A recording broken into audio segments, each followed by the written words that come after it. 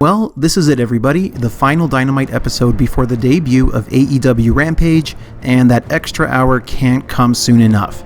But what a journey it's been so far, and what a journey it's going to continue to be. I've said it before, and I'll say it again, this is a special time. Since the return to live audiences, AEW has been producing some truly next-level pro wrestling television, and the excitement has been palpable, and if you can believe it, it's about to hit a whole other level. I'm Riven Blade, and today I'm looking at AEW Dynamite for Wednesday, August 11th, 2021.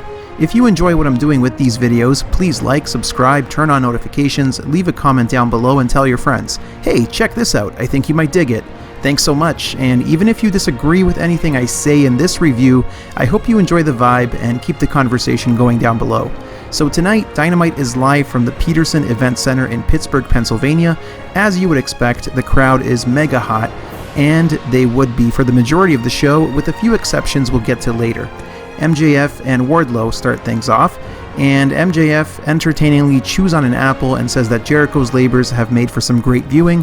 Wardlow chimes in and says he's going to beat Jericho tonight, and then MJF gaslights him by saying, "You mean like how you beat Cody in the cage? Get the job done tonight." This was just an effective hype package for the main event and some continued teasing of dissension between MJF and Wardlow. You have to wonder when that split and that match is going to happen, because it still feels like the Pinnacle need to better establish themselves as a dominant faction in AEW, despite all the stuff they have been doing with the Inner Circle. In the ring, we start things off with what is easily the best match of the entire show, Kenny and the Young Bucks versus the Seidel brothers and Dante Martin.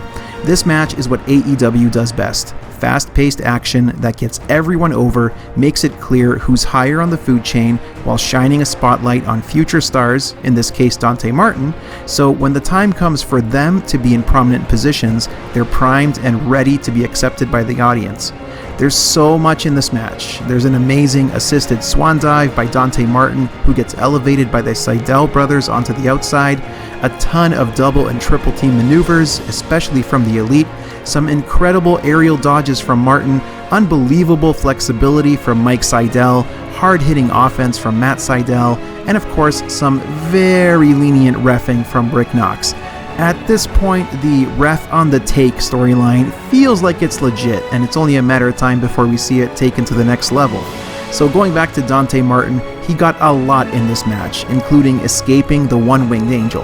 At this point, I'm ready to commit to calling him this generation's Rey Mysterio from a holy cow, I've never seen that before, and I didn't think wrestlers could move like that perspective.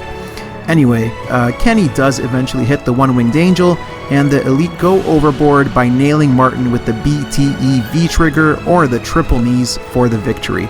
The booking in this match ruled. You should definitely check it out. When the match is over, Christian comes out and gets a good reaction. Don Callis says he is outnumbered 10-1, which cues that goddamn song. Oh, oh, oh, oh, oh, oh, oh, oh, oh, you know the one. The Jurassic Express arrive to give Christian some backup as the show heads into commercial. I thought this was an effective cliffhanger going into the break, as it promised a confrontation between the champ and the number one contender. When we return, Callis says Christian is a hell of a wrestler and a ring general. In fact, he continues, "You've got one of the best finishing moves I've ever seen. I can't wait to see Kenny kick out of it." Ouch. He continued on, saying that Christian looks nervous, but not to worry, because thanks to Kenny Omega, Christian will finally get to have that 5-star match he's always wanted. Yeah, we're breaking the fourth wall with Don Callis. Christian has had enough and asks Don, "Are you finished, you carny piece of 4-letter S word?" Before following it up with, "Since we're in Pittsburgh, I should have said, are you finished, you carny jagoff?" A nice comeback and respectable playing to the locals from Christian. Anyway, to fast forward, this whole thing sets up Christian versus Kenny on Rampage for the Impact title in 2 days, and the Jurassic Express versus the Young Bucks for the AEW tag titles on next week's Dynamite. So this Friday is going to be very interesting. It's a massive litmus test for Christian, and I think it's a smart way to alleviate the concerns of those who are not high on Kenny and Christian main eventing a pay-per-view. I feel this is a strategic play to show people just how good a match between Kenny and Christian can be, and I'm very curious to see how they choose to book it. Is it time for Kenny to drop the Impact World title on AEW television to Christian? On the other hand, you can't have Christian lose before he faces Kenny at All Out. With that in mind, I'm going to go out on a limb here and predict a 20-minute time limit draw to start off Rampage. Though I realize starting off your new show with a title change would probably be a smarter play from a ratings perspective. If they do go that route, I'm predicting some outside shenanigans from the Bucks and the Jurassic Express that leads to Kenny dropping the Impact title to Christian.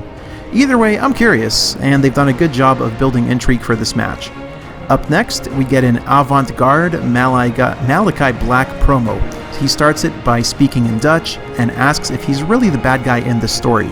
He goes on to say he made good on all his promises last week and, while holding up Cody's boot, says he has one foot in the grave. So good.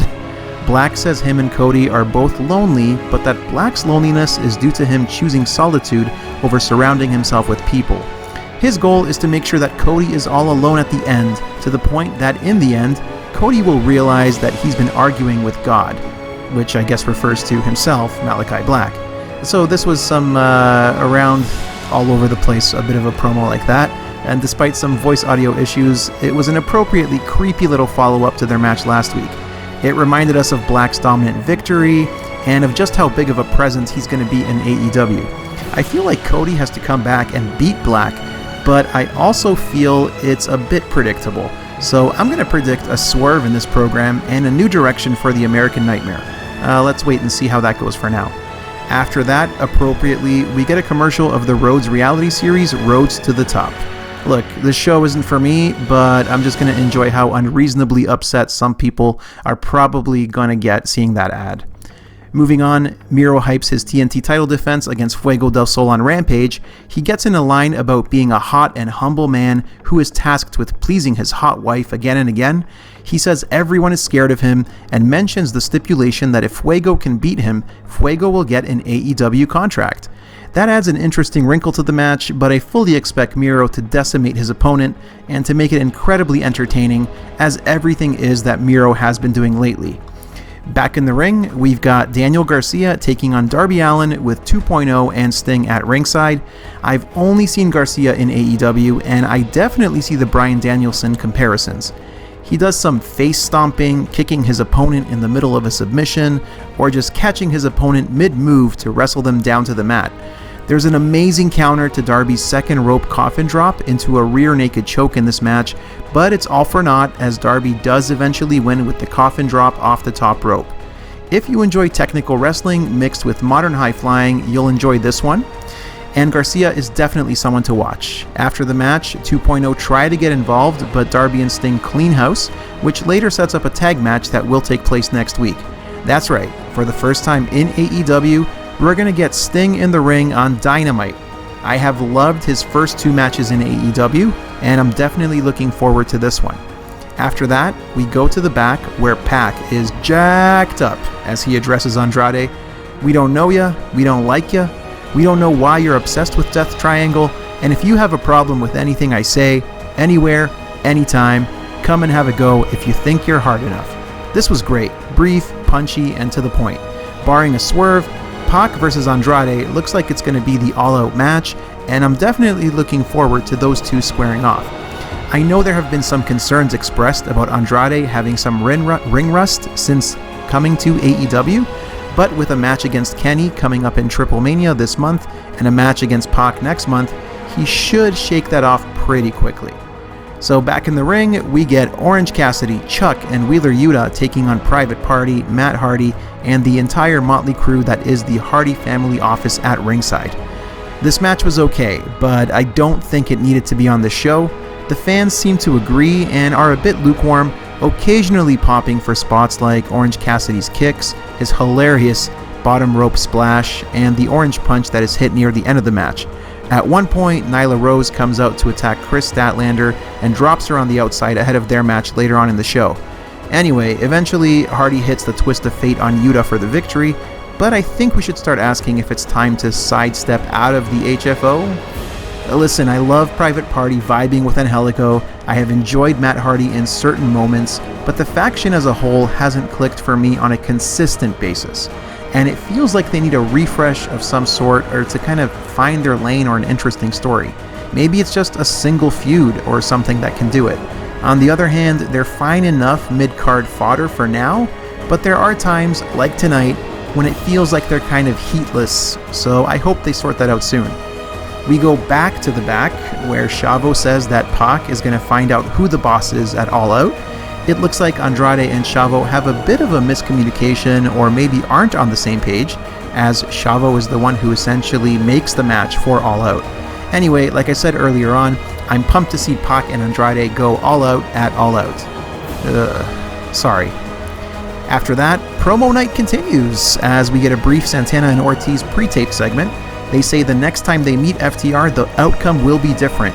This is just a great, intense presentation of these two teams, and whenever they do face off, I think it's going to be quite special given how invested everyone involved in this program comes across. Next up, we've got Chris Statlander taking on Nyla Rose. Statlander comes to the ring holding her side. Orange Cassidy does the same. I'm going to say he's showing some sympathy pain for one of his best friends. These women didn't get a lot of time, but they did a lot with what they did get.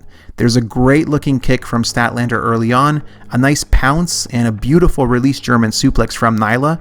In short, these women both had their working boots on and went hard from start to finish.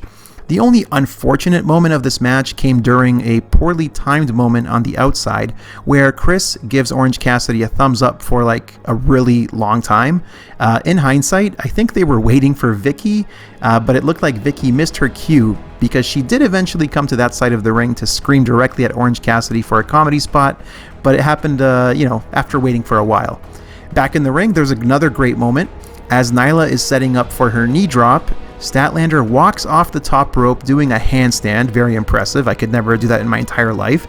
But she gets speared upside down for her efforts. That was really unique, really creative. Never seen that before in my life. So yeah, thumbs up to Statlander and Nyla for creativity.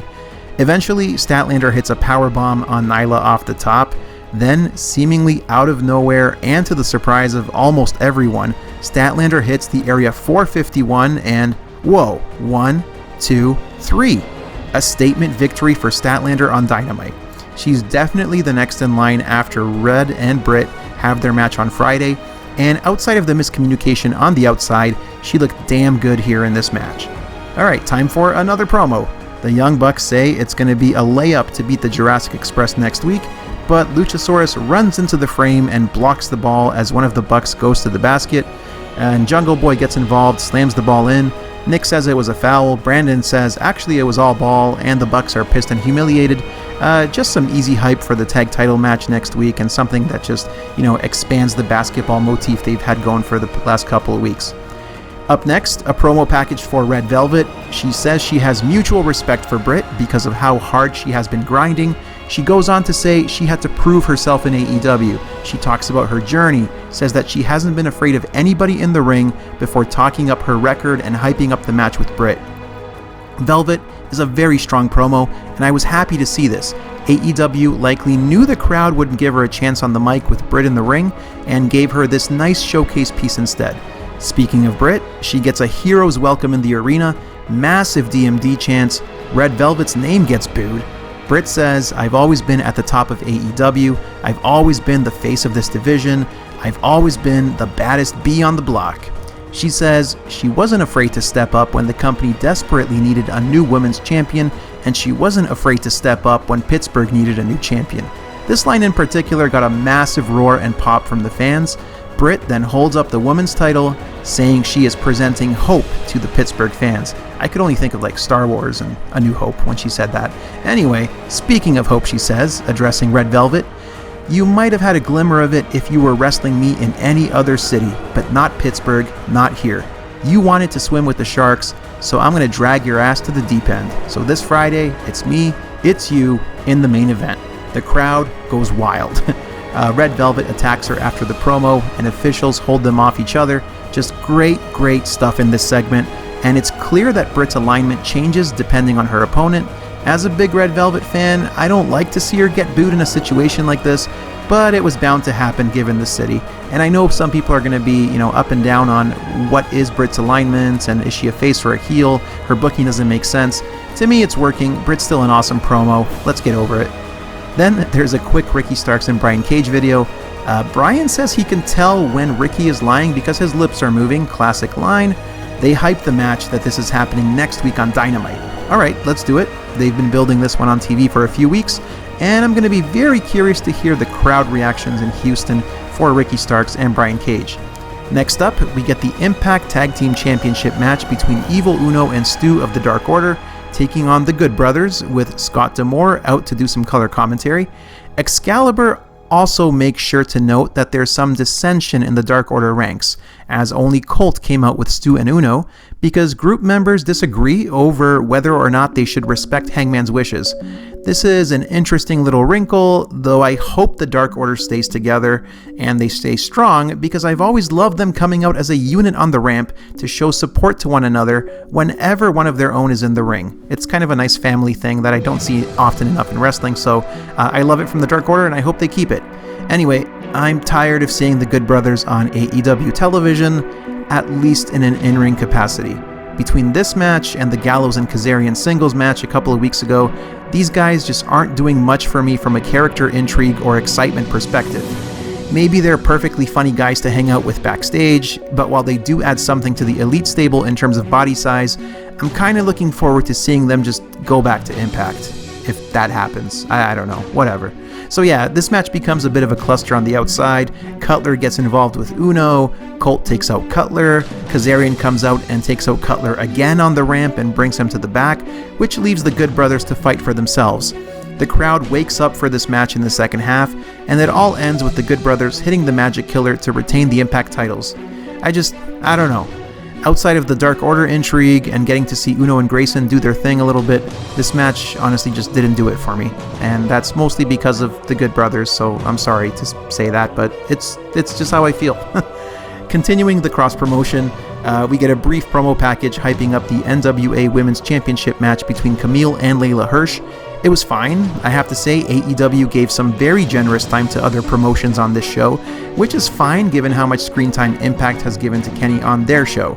I'm still not sure if I'll be ordering that NWA pay-per-view, but I'm definitely intrigued by Layla and Camille just for their David and Goliath size contrast. Okay, it's happening. Apology Gate can finally come to a close. Yay, although maybe it's just starting. Boo. So QT recaps what led to this point and says that even though Tony should apologize to him, he apologizes for what he's going to do to Tony's son, whom they bring out and threaten in front of his father. Tony apologizes for everything as he's being held back as well.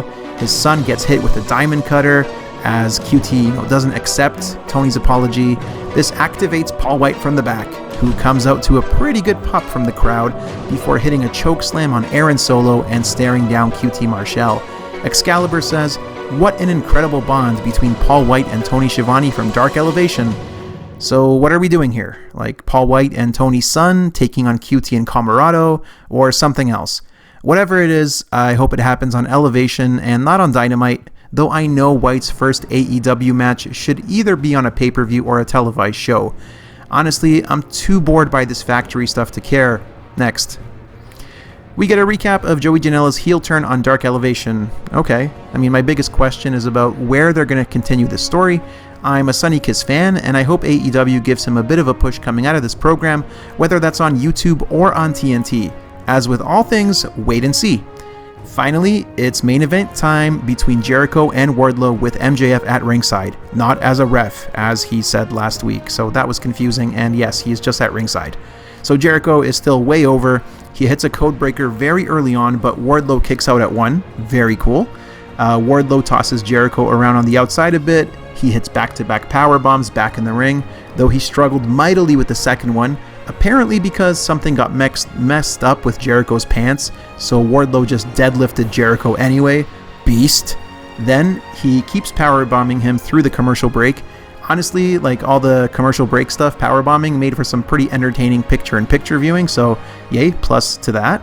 And the match ends with Aubrey being distracted as she's trying to eject MJF for trying to slide the Dynamite Diamond Ring to Wardlow, which leads to Jericho using his bat on Wardlow and hitting the Judas effect for the W. Spears attacks in the post-match, Sammy runs down, MJF puts on the Salt of the Earth on Jericho, Jake Hager runs down to a surprisingly massive pop, so clearly whatever he's been doing is working. Then MJF grabs the mic and sets up the match against Jericho next week.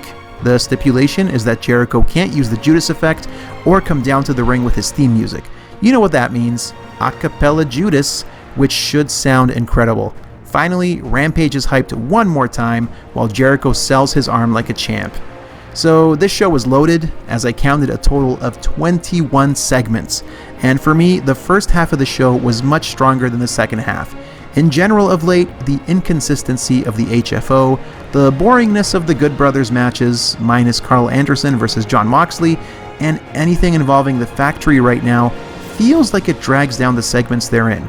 That said, this show greatly elevated Dante Martin, it brought new eyes on Daniel Garcia, reminded everyone of just how over Britt Baker is and how far she's come, and it set up a ton of stuff for the next 7 days. All in all, this was a mostly enjoyable episode, only hampered by a few forgettable segments. With that in mind, I'm giving this one 3¼ out of 5 potatoes. 3¼ potatoes out of 5, you know what I mean.